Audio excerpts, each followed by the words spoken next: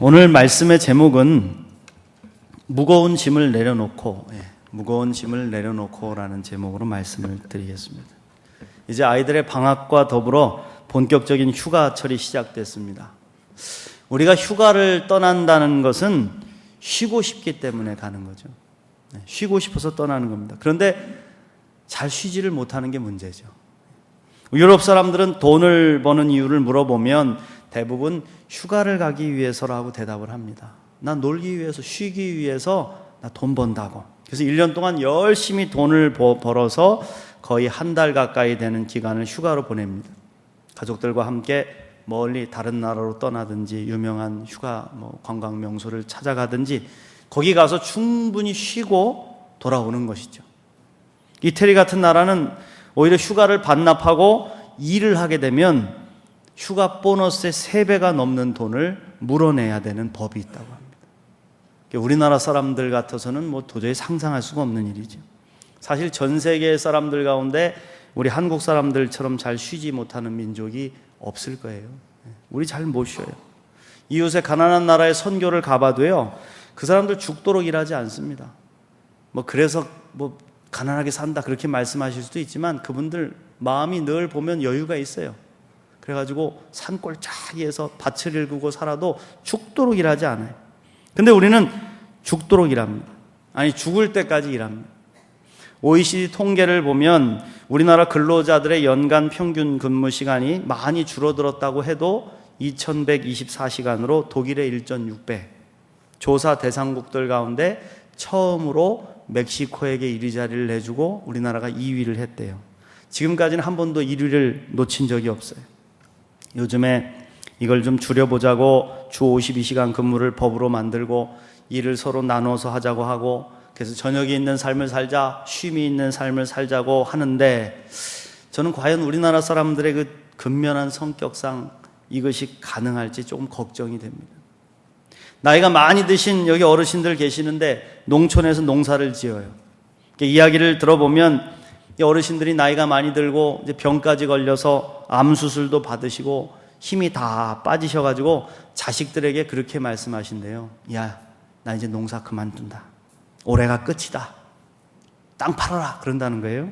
근데 다음에 농사 지을 시기가 다가오면 땅이란 땅에는 모조리 다 그냥 빼곡하게 작물을 다 심어 놓으신다는 거예요. 이게 우리 욕심이기도 하고 근면한 성격이기도 하고 이게 우리의 모습이다. 우리의 모습. 쉬는 것을 두려워해요. 쉬면 끝났다 생각해요. 우리 둘째 아들 훈이가 3살 때 일이에요. 우리 훈이에게 습관이 하나 있었는데 자기가 잠잘 때 덮는 이불을 질질 끌고 다니는 습관입니다. 끌고 다니는 이불로 온 집안의 먼지를 다 청소하죠. 그것도 모자라가지고 그 이불 위에다가 온갖 잡동사니를 올려놓고 다니는 거예요. 자기가 좋아하는 장난감도 올려다 놓고 좋아하는 동화책도 몇 권 올려놓고 과자도 올려놓고 딱지도 올려놓고, 그것도 모자라가지고 2살이나 많은 지형을 거기에 올라타라 그러는 겁니다. 자기가 끌어주겠다. 어른인 우리가 봐도 더 무척 무거워 보이는 거예요. 그런데도 자기 할 수 있다고 고집을 부리는 거예요. 훈아, 너무 무거워서 안 돼. 욕심 부리지 마. 그래도 아랑곳하지 않습니다. 자기 형을 졸라가지고 그 위에 올라타게 하고는 힘을 다해서 이제 끌기 시작을 하는 거예요. 근데 조금씩 막 움직여, 이게 이게 몇 미리씩 움직이기 시작하는데 우리가 놀라는 모습으로 입을 쩍 벌리고 있으면은 그게 좋아가지고 더 기를 쓰는 거지 그러다가 이제 드디어 일이 벌어지는 겁니다. 자기 힘에 겨워서 잡고 있는 이불을 놓쳐버리고는 앞에 그냥 가서 처박히는 거죠. 그리고 나서는 막 울고불고 집안이 난리가 나는 거예요. 그리고 나서야 이 지친 녀석은 우유병을 입에 물고 조용히 잠을 청합니다. 잠을 자고 있는 그 천사 같은 모습을 보면서 그런 생각을 했어요. 그래, 그게 바로 너의 모습이야. 세상 근심 다 접어두고 엄마 품에서 편안한 쉼을 얻는 모습이 사랑스러운 내 아들 너의 모습이야. 그런 생각을 했어요. 저는 이 훈이의 모습을 보면서 우리의 모습이 이런 모습이 아닐까 생각을 했습니다. 양팔 가득히 여러 가지 인생에서 일어나는 온갖 잡동사니 가득 품고 그것도 모자라서 끊임없이 많은 문제들을 올려놓고 살아가고 있는 것이죠. 그러면서 난 할 수 있다고, 더 얹어놓으라고, 더 올려도 된다고 욕심을 부리는 겁니다. 그게 우리의 모습이죠. 그러니 쉼이 없는 고달픈 인생을 살아가는 겁니다. 하나님께서 우리의 모습을 보시며 안타까우실 거예요. 얘야, 네가 짊어질 수 있는 무게를 초과했다. 짐을 좀 내려놔라. 네가 감당할 수 없는 무게야. 그런데도 하나님의 음성을 외면하죠. 내 고집대로 밀고 나가는 거예요. 할 수 있어요. 이 정도는 아무것도 아니라고요. 대신 저에게 더 많은 짐을 실어 나를 수 있는 튼튼하고 커다란 수레나 준비해 주세요. 하나님 그거 주세요. 그리고는 그 짐술에 산더미같이 높은 짐을 싣고는 힘겹게 앞으로 나아가는, 한 걸음 두 걸음 조금 나가는 것 같은데 금세 우리는 삶의 무게에 눌려서 쓰러지고 만다요. 그리고 인생이 너무 힘들다고 지쳐 쓰러져서 울고 마는 이 모습이 바로 우리의 모습이다. 우리의 모습이다. 저와 여러분의 모습이다. 사랑하는 성도 여러분, 하나님은 우리의 모습을 안타까워하시며 이렇게 말씀하십니다. 야, 너 그 등에 짊어진 무거운 짐 좀 내려놓을 수 없니? 그게 다 너에게 필요한 건 아니란다. 꼭 필요한 것, 그것만으로 충분하다. 짐을 좀 벗어라. 그리고 나를 의지해라. 내가 너의 짐을 가볍게 해줄게. 나에게 길을 물어라. 네가 나 가야 할 길을 내가 가르쳐주고 너와 함께 하면서 그 길을 인도해 줄 거야. 할렐루야. 이 시간 주님의 이 음성을 듣는 저와 여러분 되시길 축원합니다. 오늘 말씀을 다시 보시죠. 수고하고 무거운 짐진 자들아 다 내게로 오라. 내가 너희를 쉬게 하리라. 나는 마음이 온유하고 겸손하니 나의 멍에를 메고 내게 배우라. 그러면 너희 마음이 쉼을 얻으리니 이는 내 멍에는 쉽고 내 짐은 가벼움이라. 할렐루야. 그럼 여러분 어떻게 우리가 이러한 쉼을 누릴 수 있을까요? 어떻게? 첫 번째로 내가 아니면 안 된다는 자만의 짐을 내려놔야 된다. 내가 할 수 있습니다. 나만 할 수 있어요. 내가 해야지만 바로 됩니다. 내가 없으면 아무것도 안 돼요. 자만의 짐이죠. 우리는 내가 아니면 안 된다는 자기 신뢰의 짐에 빠져 있을 때가 많습니다. 이런 분들의 특징이 뭐냐? 일을 잘한다는 거예요. 잘해요. 그 칭찬을 많이 받아요. 일을 잘하다 보니까 일을 많이 하게 됩니다. 다른 사람들보다도 잘하다 보니까 부탁도 많이 받게 되죠. 그러니 피곤하죠. 때로는 자기를 신뢰하고 바라보아주는 사람들에게 실망을 안겨주기도 하고 그 짐에 눌려서 괴로워하기도 하죠. 이런 분들이 가장 힘들어하는 것은 자기가 아니어도 잘 굴러가는 것. 잠깐 빠져 있는데 보니까 내가 아니어도 잘 굴러가더라 이거죠. 자신이 그렇게 필요한 존재가 아닐지도 모른다. 이런 것을 깨닫게 될 때 무너져 내리는 거죠. 목적을 잃고 쓰러져 버리는 거예요. 자기 신뢰가 가지고 있는 위험성이라 이겁니다. 이 짐은 우리를 피곤하게 지치게 하고 다른 사람을 신뢰하지 못하게 하는 그런 어려움을 우리 삶에 찾아오게 해요. 또 우리가 다른 사람들에게 짐을 억지로 지우려 할 때가 있죠. 내가 지기 싫은 짐들, 내가 짊어지기는 무겁고 귀찮은 짐들을 다른 사람들에게 떠넘겨버리려고 할 때가 있어요. 그게 어떻게? 교묘하게 당신이 필요하다는 척하면서 짐을 떠넘기게. 당신이 아니면 안 됩니다. 당신만이 이 일을 할 수 있습니다. 꼭 당신이 필요합니다. 그리고 그 사람이 그 짐을 지고 가다가 잘못해서 실수에 넘어지면 비난을 하죠. 그러기밖에 못하냐고. 그럴 바에는 하지도 말지. 막 이게 우리의 여러분 잘못된 모습이라는. 사도 바울은 사도행전 15장 28절 말씀에서 안디옥 교회 교인들에게 이런 이야기를 했습니다. 성령과 우리는 이 요긴한 것들 외에 아무 짐도 너희에게 지우지 아니하는 것이 가한 줄 알았노니. 할렐루야. 하나님의 은혜를 받고 구원을 누리고 십자가 사랑을 받는 이 요긴한 짐 외에는 아무 짐도 지우지 않을 것이다. 여러분, 우리가 하나님 나라 갈 때까지 성도들은 끊임없는 믿음의 경주를 해나가야 돼요. 그런데 자꾸만 쓸데없는 짐들을 더덕더덕 붙이고서는 올바른 경주를 할 수가 없습니다. 내가 아니면 안 된다는 자만의 짐을 내려놓아야 돼. 당신이 아니면 안 된다는 책임 전가의 짐도 내려놓아야 된다. 사랑하는 성도 여러분, 십자가 밑에 나아가 무거운 짐을 내려놓으시길 축원합니다. 내가 아니어도 됩니다. 당신이 꼭 하지 않아도 괜찮습니다. 주님이 함께 하실 것입니다. 그러니 우리 함께 힘을 냅시다 고백하면서 마음의 짐을 벗고 참된 쉼을 누리는 저와 여러분 되시기를 간절히 축원합니다. 두 번째로 욕망의 짐을 내려놔야 된다. 욕망의 짐. 끝없이 갖고 싶고 끝없이 높아지고 싶고 끝없이 행복해지고 싶은 욕망이 우리의 인생을 무겁게 만들죠. 행복을 원치 않는 사람이 어디 있겠습니까? 아무도 행복하지 않고 싶은 사람은 없어요. 그래서 행복이라는 것을 얻기 위해서 우리는 이렇게 쉼없이 노력하는 겁니다. 근데 중요한 것이 뭡니까? 과연 행복하다는 게 뭐냐 이거죠. 행복이 뭐냐? 나에게 있어서, 인생에 있어서 참된 행복이 뭐냐? 이걸 몰라. 사람들이 저마다 행복의 조건이 다르잖아요. 어떤 사람은 돈을 많이 쌓아놓고 통장에 막 수십억, 수백억의 잔고가 늘어나는 걸 보면서 매일 놀자, 흥청망청 사는 걸 행복하다고 생각해. 또 어떤 사람은 맛있는 것을 마음껏 먹을 때 행복을 느껴. 그래서 막 맛집을 타러다니고 여행을 다니는 걸 좋아해요. 또 어떤 사람은 높은 사람이 되어서 자기 마음대로 명령을 내릴 때 행복하다. 어떤 사람은 공부를 열심히 해서 머리가 지식으로 가득 찰 때 행복하다, 카타르시스를 느껴. 그럴 수도 있어요. 누구나 한 번쯤은 다 그런 행복을 추구하고 살아가죠. 그런데 여러분, 이런 행복은 영원한 행복이 아니잖아요. 끝이 있어요. 비교해보면 항상 모자란 거죠. 돈이 많은 사람, 무조건 돈이 많으면 행복하다 그러면 뭐 로또 복권 당첨된 사람들 행복해야 되지 않겠습니까? 그런데 복권 당첨된 사람들 추적해서 조사해보면 어떤 결과가 나요? 잘 된 사람이 별로 없더라. 망하든지, 갑자기 돈이 많이 생기니까 술 먹고 방황하든지, 사기를 당하든지, 병들어 죽더라는 것이죠. 또 요즘은 복권 당첨되면 아무 말도 하지 않고 짐을 싸서 도망을 친대요. 관계의 단절이 일어나는 거예요. 행복과는 점점 더 거리가 멀어지는 거예요. 돈이 행복의 조건이 아니 된다 이거죠. 조건이 될 수가 없어요. 또 정치가들은 힘이 있잖아요. 명령만 내리면 마음껏 일을 추진해 갈 수가 있어요. 수백조 원의 나라 재정을 주무르는 힘이 있어서 이분들한테 잘 보이면 뭐 수십억, 1, 2억들은 그냥 막 나와.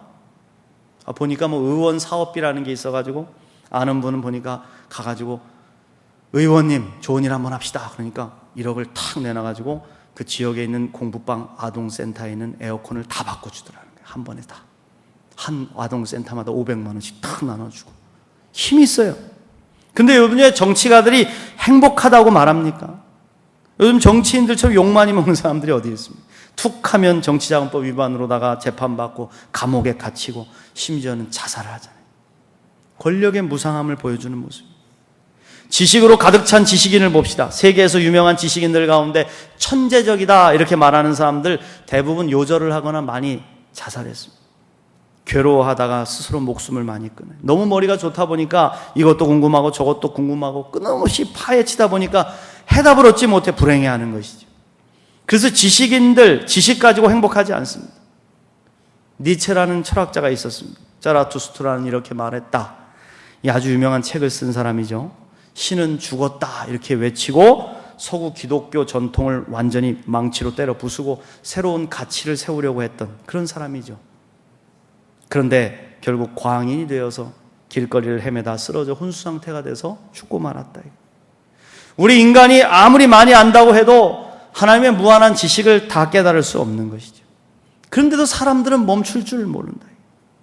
앞사람이 가는 길을 그냥 그대로 따라가는 거예요. 뛰면 따라 뛰고, 뭐가 좋다 그러면 그리로 우리로 몰려가고, 뭐가 맛있다 그러면 그리로 또 우리로 몰려가고, 어디로 가는지 왜 가는지도 모르면서 쫓아가는 것이죠. 전에도 한번 말씀드렸듯이 아프리카에 있는 스프링 폭스라는 산양의 이야기를 들어보셨을까요?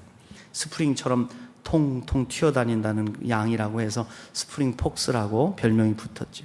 이 양들이 수천 마리씩 떼를 지어 사는데 갑자기 한 마리가 달리기 시작하면 아무 이유도 없이 집단으로 달려다가다가 벼랑으로 떨어져서 몰살하는 자살양이라는 별명이 붙었습니다.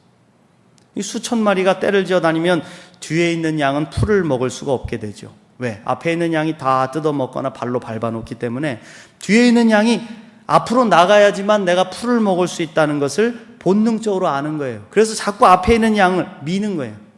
앞으로 나가려고. 그 뒤에 있는 양이 자꾸 미니까 앞에 있는 양의 걸음이 빨라지기 시작합니다. 그리고 나중에는 뛰게 되는 것이죠. 앞에 양이 뛰어가면 뒤에 양이 걸음을 딱 멈추고 천천히 풀을 뜯어먹고 같이 가면 되는데 이 양이 본래 집단에서 이탈하는 것을 두려워해요. 그래서 어떻게? 앞에 양이 뛰는 걸 보고 따라서 뛰는 것이죠. 풀을 안 뜯어먹고. 결국 앞에 양은 뒤에 양이 미니까 뛰고 뒤에 양은 앞에 양이 뛰니까 뛰는 것이죠.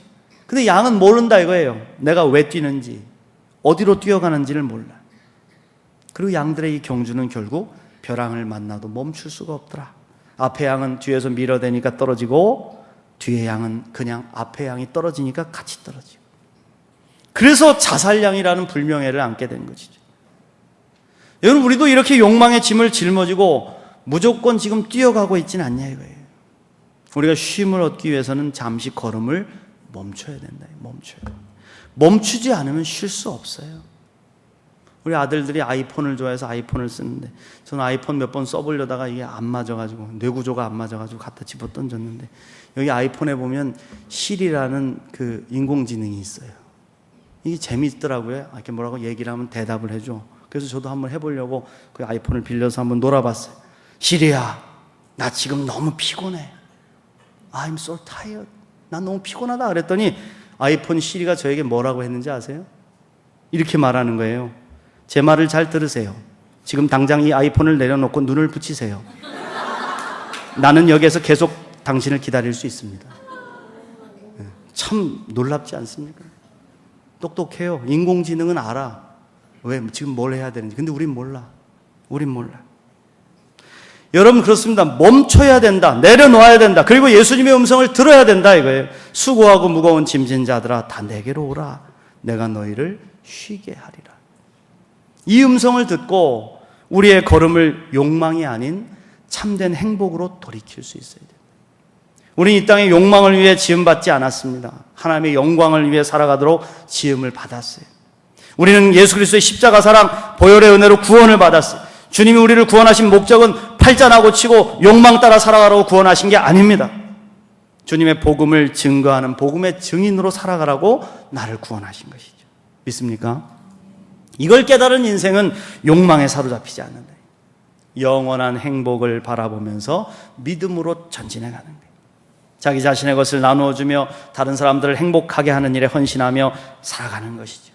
중요한 것은 내가 하는 일을 통해서 내가 행복하냐, 그리고 그 행복을 다른 사람들과 함께 나눌 때 다른 사람들이 행복하냐, 나로 인해서.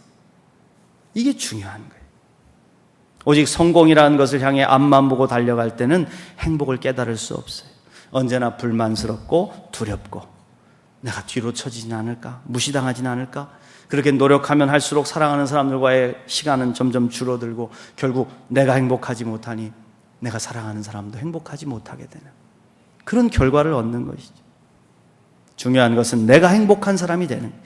어떻게 그렇게 할 수 있느냐? 아무 목적도 없이 의미도 없이 짊어지고 가는 그 많은 욕망의 짐을 내려놓고 예수님께로 나아갈 때 가능하다. 할렐루야. 그렇습니다. 인생의 무거운 짐을 내려놓고 행복의 근원 되시는 예수님을 만나는 저와 여러분 되시길 간절히 축원합니다. 마지막으로 진정한 쉼은 주님의 멍에를 함께 맬 때 누릴 수 있는 선물이다.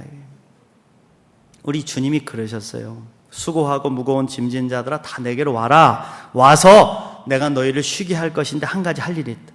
그게 뭐냐? 나는 마음이 온유하고 겸손하니 나의 멍에를 메고 내게 배우라. 그리하면 너희 마음이 쉼을 얻으리니 이는 내 멍에는 쉽고 내 짐은 가벼움이라 하시니라. 할렐루야. 쉴 수 있는 방법이 뭐냐? 세상의 욕망의 짐, 자만의 짐, 내가 가지고 있는 여러 가지 덕지덕지 붙여있는 이 짐을 내려놓고 누구의 짐을? 예수님의 짐을 져라. 예수님의 짐을 져라. 우리가 쉼을 얻을 수 있는 비결은 예수님의 멍에를 함께 매는 거예요. 왜? 그렇게 매야지만 나머지 짐들, 내가 떨어뜨렸던 저 짐들을 다시 지지 않는다는 거예요. 그걸 다시 끌어붙여서 덕지덕지 붙이고 그렇게 살아가지 않을 수 있다는 거예요. 그러기 위해서는 오직 예수 그리스도의 십자가 짐을 함께 매야 된다. 예수님이 주시는 진정한 쉼은 바로 하나님의 뜻을 행하는 결과로부터 주어지는 쉼이라 이겁니다. 주님의 나라와 영광을 위하여 우리의 몸과 마음을 드릴 때 주님이 우리 삶을 책임져 주시고 능력으로 함께 하시는 은혜를 경험하게 된다. 우리가 예수님처럼 십자가를 질 때 그것이 너무 무겁다고 생각될 때가 있죠. 그러나 그 십자가가 우리를 살게 하는 거예요, 여러분. 그 십자가가 우리를 살게 한다니까요. 달팽이가 있습니다. 달팽이에게는 등에 무거운 달팽이 집이 붙어 있어요. 껍질도 딱딱하고 무겁고 이놈을 짊어지고 가려면은 한 번 걸어갈 때마다 얼마나 힘들겠어요? 이 무거운 짐, 그런데 이 달팽이가 이 집이 무겁다고 벗어버리면 행복할까요? 그렇지 않습니다. 그 무거운 집이 있으므로 보호를 받고 그 속에서 안식을 누리는 것이죠. 그 달팽이는 그 무겁고 두꺼운 껍질로 보호를 받고 낮에는 거기서 쉰대요. 잠을 자고 밤에 활동을 한다는, 자신을 보호하고 쉬게 하는 안식의 근원이 바로 그 무거운 짐이라 이거예요. 우리도 마찬가지입니다, 여러분. 그리스도인들이 십자가를 무겁다고 벗어버릴 때 짐이 가벼워지는 게 아니에요. 오히려 능력을 잃어버리고 세상의 다른 짐들이 나를 올가매서 쉼을 잃게 만드는 거죠. 십자가는 우리의 인생의 무거운 짐이 벗어지는 회복의 근원이다. 믿습니까? 대만의 거부 중에 타이수 그룹의 창업자인 왕용칭 씨라는 사람이 있습니다. 이 왕용칭 딱 쓰고 타이수 그룹 그러면은 대만에서 최고 가는 갑부 이렇게 나오는데, 이 집안에 둘째 아들이 있대요. 왕원샹이라는 사람인데, 이 사람이 일찍이 아버지로부터 독립을 해서 아버지 재산 물려받고 편하게 살 수도 있었지만 그렇지 않고 독립해 나와서 미국의 명문 버클리 대학을 나와가지고 미국 최대 PVC 회사인 JM 이글사를 세웠다는 겁니다. 이걸 만들고 장사가 얼마나 잘 되니, 사업이 너무 잘 돼서 승승장구하는 인생을 살았다는 거예요. 근데 어느 날 몸 상태가 갑자기 안 좋아져가지고 병원에 가봤대. 병원에 갔더니 비인암에 걸렸다는 소식을 듣습니다. 생소한 암이죠. 비인암이라는 게 이 코끝에 목젖에 있는데 생기는 암인데 잘 발견이 안 된대요. 그래서 발견이 딱 된 순간에는 이미 거의 말기가 돼서 회복이 불가능할 때가 많다는 겁니다.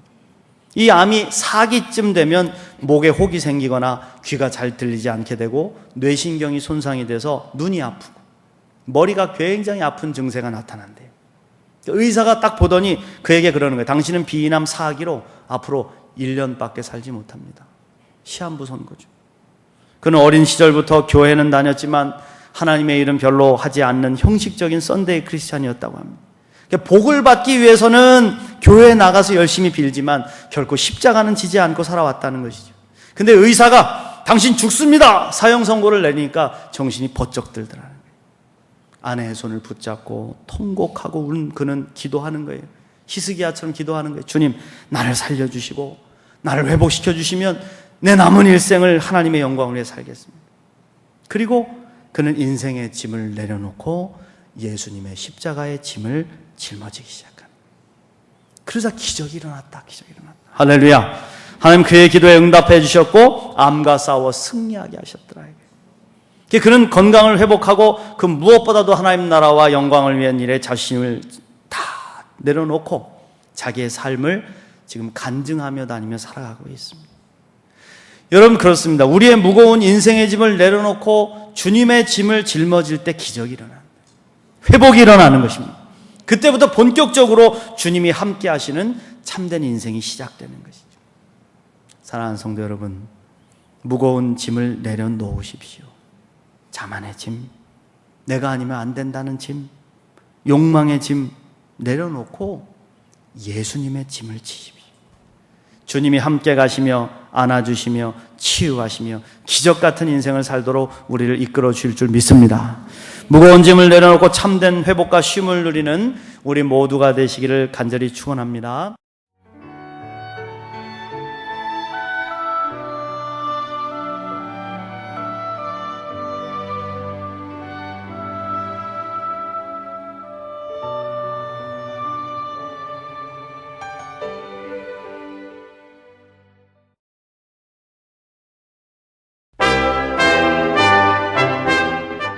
제19회 CBS 전국 청소년 음악 콩쿠르가 오는 9월 1일 토요일 오전 10시 청주대학교에서 열립니다. CBS 청소년 음악 콩쿠르는 초중 고등부로 나눠 피아노와 관악, 현악, 성악 등의 부문별로 재능을 겨루게 됩니다. 대상에는 문화체육관광부 장관상과 상금 300만 원이 주어지고 각 부문별 최우수상에는 100만 원씩의 상금이 주어집니다. 신청은 8월 6일부터 23일까지며 자세한 사항은 청주 CBS로 문의하시기 바랍니다. 청소년 여러분의 많은 참가를 바랍니다.